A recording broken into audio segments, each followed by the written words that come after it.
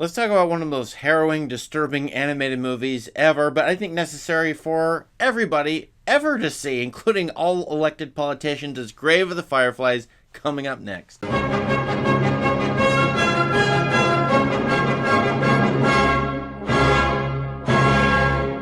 So the firebombing of Japan during World War II is not that well known, certainly in comparison to the atomic bombings of Japan, and yet firebombing was horrendous, destroyed all kinds of cities. I mean, a huge swath of the population suffered, casualties, orphans, and so on. And this movie takes two children and uses them as types, showing what it was like to be in that firebombing, but be relatively innocent, I suppose, as a Japanese citizen during this time in 1945. Now, I'm going to spoil the movie later on. I'll warn you about that, but honestly, you should probably just go watch this because it's going to be spoiled about right now. The opening, the first shot, tells you a lot of information. Yeah, so spoiler, the first shot actually tells you confrontationally, it's almost I think it is a fourth wall break, that the narrator, the voiceover narrator, is dead. His name is Saita. He's called a tramp figure at the beginning. He dies September 1st, and he's among a number of kids who are tramp figures who are dead in this sort of Japanese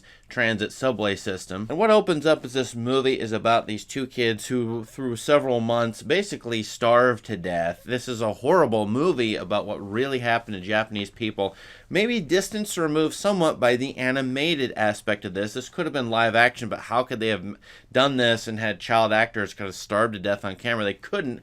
Animation sort of helps maybe stomach this a little bit, maybe not. And then there are some childlike aspects to this movie. It's told from the perspective of these two kids, Saita and Setsuko. She's a young girl, maybe 3, 4, 5 years old. You get a lot of childlike stuff, the wonder of the fireflies that are floating in the air, the lullaby music that sometimes plays. That's in stark contrast to the firebombing that absolutely destroys all kinds of territory, and it becomes a post-apocalyptic landscape in this movie, which again is based on real life and photographs you can look up on the internet. Formal feature that's interesting is we never see the Americans. We see their planes, but never who they are, their faces. And I find that this movie is correcting some history, or adding to it, I should say, because almost all the historical information I can find on an initial search on the internet about Japanese firebombings is from a military strategy standpoint, from a social science standpoint, from a sort of abstract historical standpoint, but never or rarely telling what it's like to have been on the ground as a child, as an old person, as somebody who wasn't caught up in, Japanese in World War II period. What was that like? It's hard to find that information, and this movie is showing us that in its own way. Therefore, the movie is about a lot of things. This is one of the most physical, organic movies I can remember, even though it is animated. I mean, there's more urination in this movie, a bodily function that we all do every day, than pretty much any movie that's not a gross-out comedy. Urination, diarrhea, blood, sweat, all kinds of a lot of eating. Obviously, eating and drinking is crucial in this movie because basically the movie is these two kids are malnourished. What it's like to starve to death is basically what this movie is about. What a horrible subject matter. And yet these two kids are so winning and charming in this movie that this is sort of an empathy test. I wouldn't necessarily say it is for sure, but it's hard not to feel for these characters on the screen as they go through what they go through, which is being rejected by Japanese society and starving to death over the course of time. Now, I said the word tramp, and that harkens back, I think, assuming the translation is correct, to Charlie Chaplin and The Kid, and a number of Charlie Chaplin movies, and a number of Italian neo-realistic movies. I think this movie comes out of a long film tradition where characters during wartime, or impoverished characters, have to deal with difficult life on the ground, dealing with hand-to-mouth living in the modern world. And it's thrust upon these two children from the beginning of the movie, and thus it becomes sort of older male or older boy taking care of a young kid. Here it's a young girl scenario, like Charlie Chaplin's The Kid. And it's horrible what they have to go through, of course. Saeta has to learn to steal. He decides to take his sister and go outside the system of food rationing. And that's partly because, actually it's wholly because, his aunt rejects them entirely. And I said the enemies here aren't pictured, the Americans, but in fact this movie is a total condemnation of adult Japanese society during this wartime effort. It may be a condemnation of war in general. It turns all these adults to become self-interested. They're less. They have less collective interest in taking care of people. Here, the orphans. The aunt basically rejects them, and these kids feel like they need to leave her. Nobody takes these kids in. The doctors kind of wave them away. And yet, so they're left to live on their own, and they have, for a brief moment, utopian Robinson Crusoe-like existence about halfway to two-thirds into the movie. It looks nice, and it looks like one of those classic movie utopian getaways, but no, because they're going to starve to death. Sorry, that's a spoiler alert, but starve to death.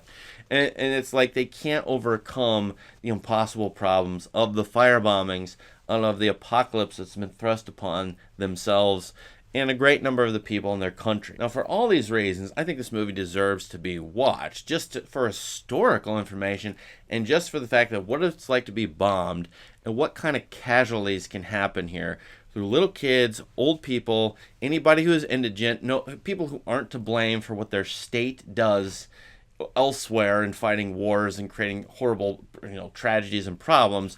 There are a lot of people who aren't to blame, and yet here you have the terrorizing of civilians, in my opinion. Now, another formal feature is that the voiceover is a ghost, and these ghosts haunt the story. They're pictured in red at the beginning of the movie. It's cutesy, it's lullaby-ish, but yet they're haunting these images. And then the rest of the movie, the voiceover narrator is there. He's dead, and it's like the dead are back telling us their stories, and we in the modern world here circa 1988, but any time in the future that people are watching this, have to remember that people starve to death, hand-to-mouth living, and it still happens in various parts of the world where these sorts of wars are occurring. For that reason, I want to look at the magnificent final shot. It's one of my favorite final shots in movie history. Let's take a long look at it, and of course this is spoiler alert territory, but I've already been spoiling the movie, so let's look at this image. First of all, I must point out, if you're going to use this image on the internet, it's not quite right to use a still image because this shot is moving upwards and it never stops moving upwards as it fades into the opening credits. What does that mean? I don't know, but that's part of our diagnosis. Let's just describe the shot, and we'll look at a still image because I have to pause it for a second here. You've got this modern city. Is this Tokyo? Is this a city in Japan? Is this some other city? Whatever you think it is, it's the modern world now brought up in this movie that's been solely about 1945, and we're contrasting and comparing these two historical moments. The kids, one of which has fallen asleep, the little girl, and the other one, the boy, is overlooking the city. They're looking at it.